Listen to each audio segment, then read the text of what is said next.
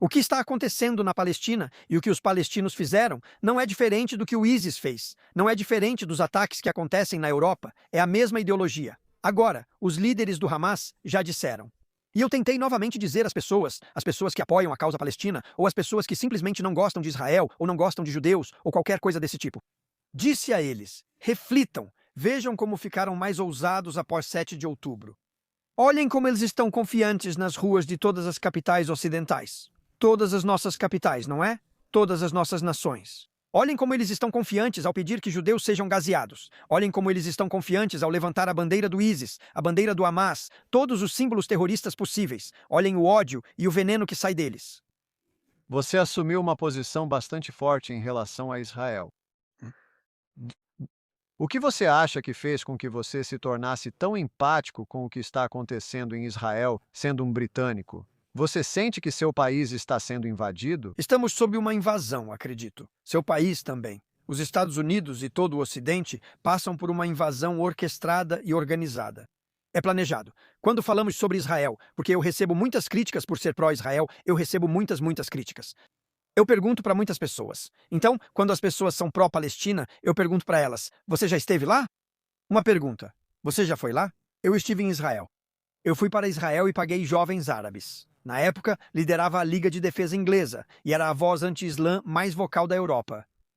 A pessoa mais odiada e famosa que fala contra isso. Fui a Israel, conheci jovens árabes muçulmanos e paguei para me levarem a um campo de refugiados controlado pelo Fatah. Tenho vídeos disso.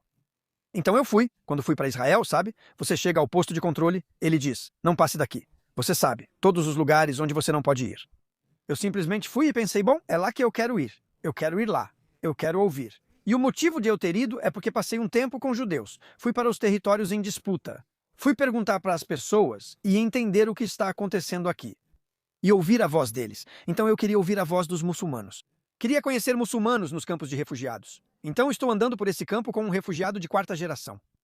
Eu ainda pergunto: quem está te oprimindo? Achei que ele falaria Israel, mas disse: a autoridade palestina. Eu disse: autoridade palestina? Como assim? Enquanto andávamos, gravei vários murais nas paredes dos prédios e casas. Perguntei: quem é ela? Ele disse: ela explodiu um ônibus em Israel. Ok, então ela é terrorista. Quem é ela? Mas eles não o chamaram de terrorista. Eles o chamaram. Ele o chamou de Mars. Quem é ela? E eu perguntei: quem é ele? E todos eles são pessoas famosas. Todos são pessoas que saíram desse campo de refugiados. Eles foram matar. E ele me corrigiu porque disse basicamente que a autoridade palestina dá um salário vitalício para qualquer um que sai da Palestina e mata um israelense. Não sei se você está ciente disso, sim. Então eles estão matando os dele. Eles matam. Eu disse: se você sair desse campo e matar um judeu, ele respondeu: não, não um judeu, um israelense. Eu disse: como assim? Ele falou: não importa se é judeu ou não judeu. Sim, se você sair do campo e matar um israelense, a autoridade palestina paga o equivalente a cerca de 5.000 libras por mês pelo resto da vida. Enquanto eu andava pelo campo, ele dizia: não financie o movimento Palestina Livre. Pensei: é um muçulmano na Palestina, refugiado de 4ª geração. De todas as pessoas que conheci nessa viagem a Israel, eu me identifiquei com ele mais do que com qualquer outra pessoa que conheci. Ele era como eu. Eu sou de uma cidade pobre, sabe? Uma cidade de classe trabalhadora. Eu me identifiquei com ele, me dei bem com ele. E enquanto eu andava por lá, eu disse: enquanto a gente andava, ele disse: porque eu acho que a Palestina tinha 2 ou 3 vezes mais dinheiro do que a Alemanha, depois da Guerra Mundial. No campo de refugiados, eu perguntava pelo parque enquanto jogava futebol com as crianças. Perguntei onde estava o parque e ele disse que não tinha. Questionei como não havia parque considerando o dinheiro recebido pelos refugiados. Ele respondeu: lembra do meu nome, Tommy, e disse que seremos sempre refugiados, assim como nossos filhos. Haverá refugiados de 5ª, 6ª e 7ª geração, porque a autoridade palestina sempre nos manterá assim. Ele disse que o dinheiro recebido por nós não é gasto com a gente, mas sim com armas. Ele me contou isso e gravei tudo. Ao voltar para Israel, para a zona segura com ele, sentei com uma câmera. Posso te contar quem sou? A câmera foca nele e lhe perguntou: quem é você? E eu disse: já ouviu falar da Liga de Defesa Inglesa? Ele respondeu que já ouviu. Afirmei ser fundador e líder da Liga de Defesa Inglesa. Ele ficou chocado e perturbado e perguntou: por quê? Eu disse porque precisava ouvir de você. E ouvi que você não é oprimido por Israel. Você está bravo com o seu próprio governo, a autoridade palestina. Eu disse, e você me corrigiu em coisas que eu não sabia. Então fui, ouvi, aprendi e passei um tempo com outra senhora, Kay Wilson. uma senhora britânica foi vítima de um ataque terrorista com facões. Eles mataram a outra garota que estava com ela. A garota judia foi assassinada e morta. Não, uma mulher cristã foi assassinada e morta. E Kay também foi brutalmente atacada. Então eu passei um tempo com ela. Fiquei com ela por dias. Fui à fronteira, estava nas colinas de Golã e perguntei aos árabes. Essa é uma área linda. Eu estava nas colinas de Golã, mas era quando a guerra estava acontecendo. Então as bombas estavam explodindo. Nós estávamos assistindo as bombas explodirem na Síria. Sempre que encontrava um muçulmano, perguntava: "Você é oprimido, irmão? Me diga." E ele só riu, é? E ele disse: "Irmão," eu disse, Jay. Ele falou: "Eu tenho tudo o que eu quero em Israel." Ele disse: "Eu rezo 5 vezes por dia." Ele disse: "Eu rezo 5 vezes por dia. Eu vou à minha mesquita." Ele: "Onde você acha que eu quero estar na Síria?" Ele apontou para onde estava acontecendo a guerra. Ele disse: Muitos te conheceram, mas poucos percebem que amo Israel. Minha família era de Jerusalém, mas eu também tenho família iraniana. Minha família no Irã fugiu do Irã para vir para os Estados Unidos. Sabe, estávamos falando sobre isso. Um americano salvou a vida do meu avô. O nome do meio dele era Muhammad. Ele se casou com uma mulher judia. O sobrenome da família dela era Kellen. E naquela época, o Irã era um país rico. Tínhamos um ótimo relacionamento com a Alemanha, Israel, o Reino Unido, os Estados Unidos. Fugimos daquele horror. Então, hoje, o que você está vendo é uma esquerda radical que, em grande parte, romantizou o regime no Irã, que na verdade é apenas que é o mais opressor. É uma loucura. O mais opressor, o que mais abusa dos direitos humanos, abusa das mulheres. As únicas feministas de verdade que eu vi, que eu consigo lembrar na minha vida, são as mulheres do Irã.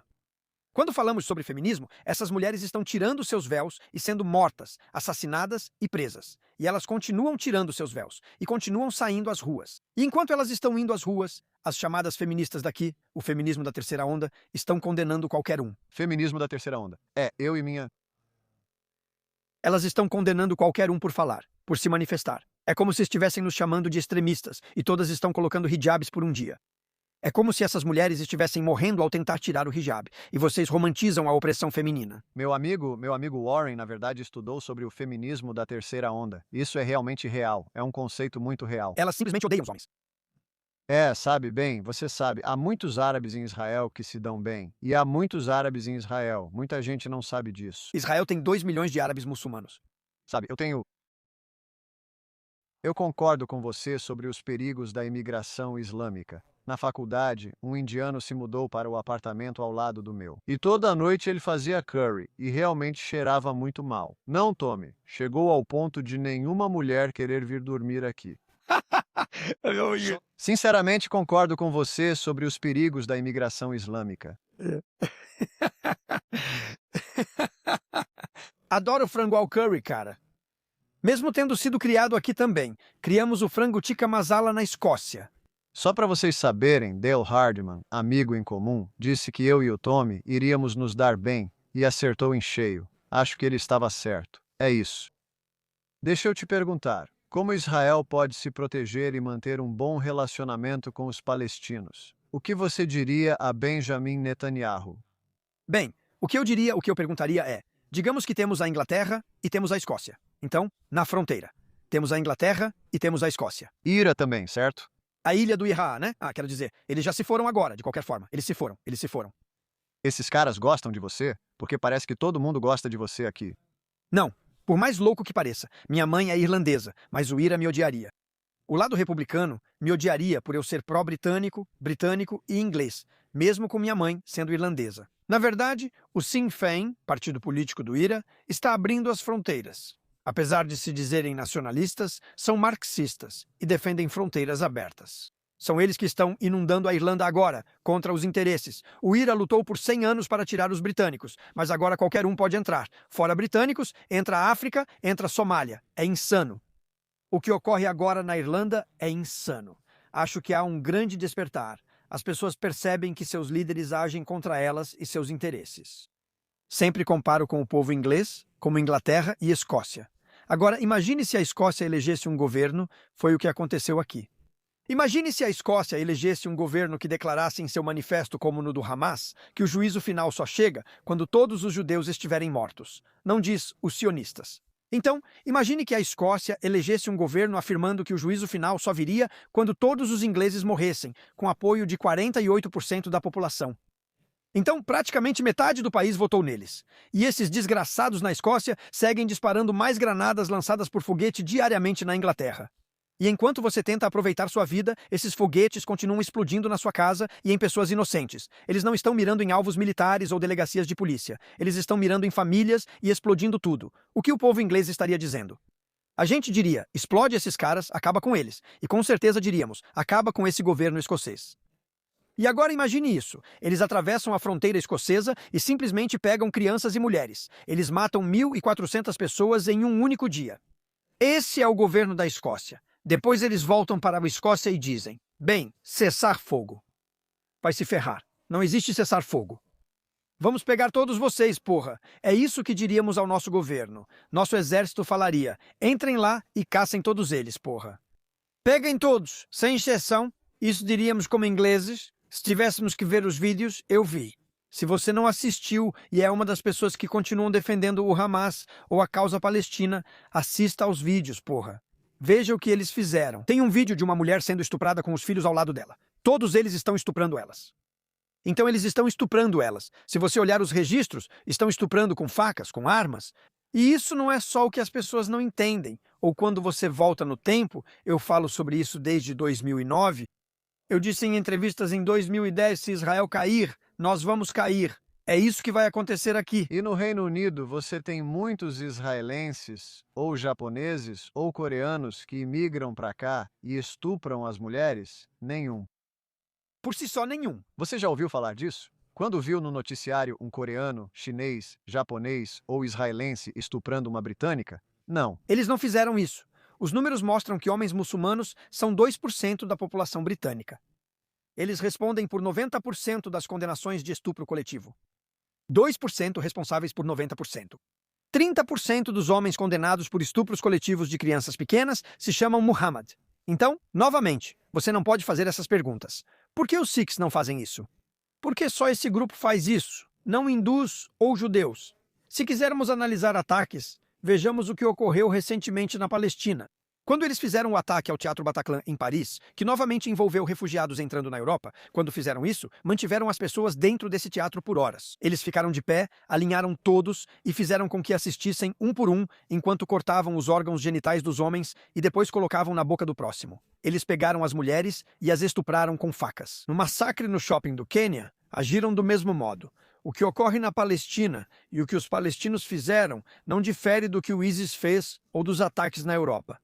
É a mesma ideologia. Agora, os líderes do Hamas já disseram, e eu tentei novamente dizer às pessoas, então para as pessoas que apoiam a causa palestina, ou para as pessoas que simplesmente não gostam de Israel, ou não gostam de judeus ou qualquer coisa assim, eu tentei dizer para elas, pensem sobre isso, tá? Veja como ficaram mais ousados após 7 de outubro. Veja como eles estão confiantes nas ruas de todas as capitais ocidentais. Todas as nossas capitais não são deles, todas as nossas nações. Veja como eles estão confiantes em pedir o gaseamento dos judeus. Veja como eles estão confiantes em exibir a bandeira do ISIS, a bandeira do Hamas, todos os símbolos terroristas possíveis. Veja o ódio e o veneno que saem deles. E isso matou 1.400. Você acha que durante a guerra de 7 dias, os países islâmicos ao redor tiveram várias oportunidades? Sabe o que disseram aos israelenses? Eles disseram, os líderes saem e fazem declarações. Nós vamos atrás das suas mulheres e crianças. Nós vamos escravizá-las. Porque sempre que o Islã vai para a guerra e os muçulmanos vão para a guerra, parte do Alcorão, que é escrito e diz a eles, permite que eles tomem as mulheres como despojo de guerra, como escravas sexuais. Então imagine ser um israelense. Imagine ser um judeu em Israel.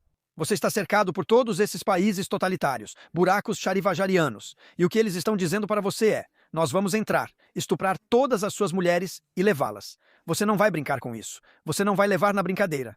Sim, e Israel venceu essa guerra. Agora, é isso que eles realmente enfrentam. Agora, de novo, se eles mataram 1.400, o que a Europa pensa? Se, por exemplo, o Hamas e outros grupos jihadistas conseguissem tomar Israel e massacrar os judeus, você acha que eles parariam aí? Sério? Eles querem um califado mundial. Não se trata de terra. Trata-se de matar os judeus, porque as escrituras dizem para eles matarem os judeus. E o que eles querem é um califado mundial. Eles querem aqui. Eles querem a Grã-Bretanha. Eles querem a Grã-Bretanha. Eles querem toda a Europa. Tentam conquistar a Europa há 1.400 anos. A Batalha dos Portões de Viena, em 1683, ocorreu em 11 de setembro. Quer saber sobre isso? não era por terra, mas por conquistas islâmicas. Sem a Batalha dos Portões de Viena e o esforço após ela, o cristianismo teria sido eliminado. Há muitas batalhas e lições históricas importantes. E isso é apenas mais uma parte da história em que o Islã está tentando conquistar. E o que estamos testemunhando, eu disse, não se trata de terra, isso é jihad. E isso é confirmado pelo que os líderes do Hamas disseram logo após 7 de outubro. Os cristãos serão os próximos. Primeiro os judeus, depois os cristãos. Não sou eu quem está dizendo isso. Foram eles que disseram. Primeiro os judeus, depois os cristãos.